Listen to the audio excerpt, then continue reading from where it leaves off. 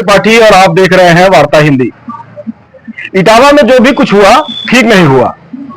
इटावा में एक प्रवचनकर्ता का सर मुड़वा दिया गया और दंगा फसाद भी किया गया। दंगाइयों के ऊपर भी कार्रवाई हुई और दंगा कराने वालों के ऊपर भी कार्रवाई हुई।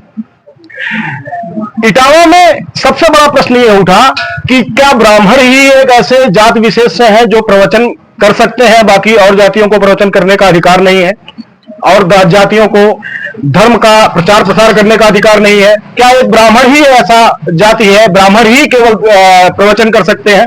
इन्हीं सारे विषयों पे आज बात होगी। हमारे साथ सर्वजन आवाज पार्टी के प्रदेश अध्यक्ष ब्रिजेश मिश्रा जी रहेंगे।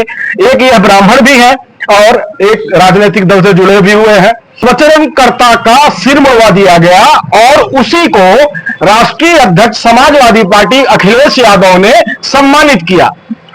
उसके बाद उस पर राजनीति पसर गई, राजनीति होने लगी। दोनों दल, भारतीय जनता पार्टी, समाजवादी पार्टी, एक दूसरे पे तंज कसना शुरू कर दिए। इन्हीं सारे विषयों पर आज हम ब्रिजेश मिश्रा जी से बातचीत करेंगे। आपका बहुत बहुत स्वागत है। धन्यवाद। मिश्रा जी, ये बताइए कि इटावा की घटना को आप किस दृष्टि से देखते हैं? सबसे पहले तो आपके हम चैनल को धन्यवाद देना चाहेंगे, जिन्होंने ऐसे मुद्दे पर चर्चा करने का जो किया है, प्रयोजन किया है। जय हिंद। सर्वजन आवाज पार्टी जिंदाबाद जिंदाबाद। देखिए, मैं एक राजनीतिक पार्टी का प्रदेश अध्यक्ष हूं। सबसे पहले मैं भारतीय हूं और ये जो इटावा वाली घटना है, इस पर अखिलेश यादव और बाकी जो भी लोग हैं अपनी राजनीतिक रोटी सेक रहे हैं।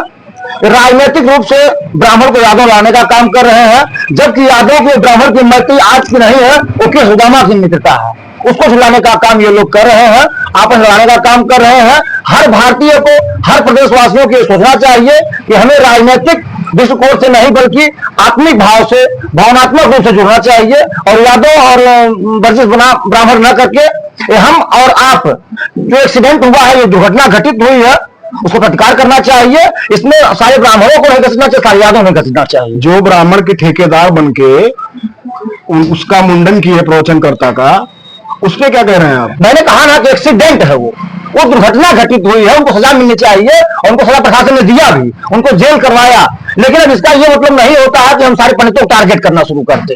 अगर पूरे प्रदेश के पंडितों का टारगेट ना शुरू करोगे तो ये अखिलेश यादव जी आप अच्छा नहीं कर रहे हो, बल्कि अपने जेल में गर्मा गर्मा के पानी डालने का काम कर रहे हो। ब्राह्मणों के बगैर आप सत्ता हासिल नहीं कर सकते हो। जिस सत्ता के लिए आप पीढ़ियों की बात करते हो, सवर्णों की विरोधी बात आप करते हो, उस सवर्णों का विरोध करके आप सत्ता कभी नहीं हासिल कर सकते हो। ये तो सवर्णों का विरोध करना और जो है सर मुड़वाना और एक प्रकार से राजनीतिक दशा को क्रियान्वयन देना, ये किसी भी हाल में आपको रास्ता देना है। मैंने आपसे कहा ना, कोई एक्सीडेंट, एक दुर्घटना घटित हुई है, उसमें प्रशासन ने प्रतिकार किया, उनको जेल भेजने का काम किया है। हम कह रहे हैं आप अपील दायर करिए, आप वकील खड़ा करिए, उनको फांसी दिलवाइए। जो घटना घटित किया है उसको आप टारगेट करेंगे, पूरे ब्राह्मण समाज टारगेट करेंगे। तो केवल ब्राह्मणों को ये अधिकार है प्रवचन करना? बिल्कुल नहीं, बिल्कुल नहीं। तो मुद्दा तो ये इसमें आ रहा है कि उन्होंने 2 आधार कार्ड बनवाया था। यदि आपको प्रवचन करना तो आप करिए ना मुकुट मर्यादा बन करके। मुकुट मर्यादा में होते बनकर काहे कर रहे हो? अपना परिचय काहे छिपा रहे हो भाई? 4 घंटे का काम काहे कर रहे हो? सीधे सीधे आप करो, जिसको इच्छा होगी आपको बुलाएगा, सुनेगा कथा प्रवचन। वो समाजवादी पार्टी ने बुला के उनको सम्मानित किया। हाँ, समाजवादी क्या कहते हैं उसको? वो झाड़ हो रही है, ब्राह्मणों के यादों के बीच में झाड़ होने का काम कर रही है। वो जहां हमको एक दूसरे से मिलना चाहिए, जहां हमारे व्यवस्था को कम करना चाहिए, व्यवस्था को बढ़ा रहे हैं। अखिलेश यादव को सम्मानित नहीं करना चाहिए था, बिल्कुल नहीं करना चाहिए था। उनको मिलना, दोनों पक्ष से मिलना चाहिए था, दोनों पक्ष की जानकारी लेना चाहिए था। कभी एक हाथ से ताली नहीं बजती है। इस संबंध में सर्वजन आवाज पार्टी का क्या राय है? सर्वजन आवाज पार्टी का ये राय है कि जो दोषियों को सजा मिले।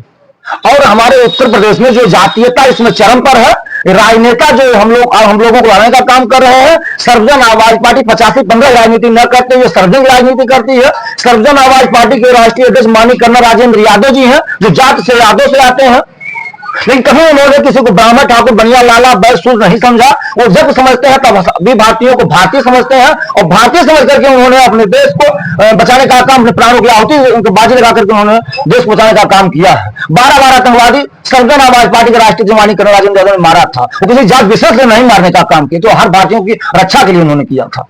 भाजपाइयों को आप निशाना बना रहे हैं क्या? भाजपाइयों को नहीं, जो हमारे बीच में जहर बोने का काम कर रहा है, हम किसी निशाना नहीं बना रहे हैं। गलत गलत कर रहे हैं, सही को सही कर रहे हैं। अगर मान लीजिए भारतीय जनता पार्टी के लोग गलत, हमारे सत्तासीन है वो लोग हमारा साथ नहीं दे रहे हैं, आप विपक्ष में आप ही मेरा साथ दे देते।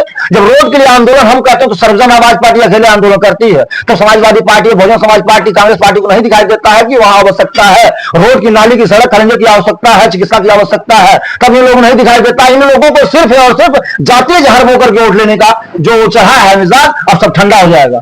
देखिएगा आप, गजब की आशिकी देखी है हमने इस सियासत की।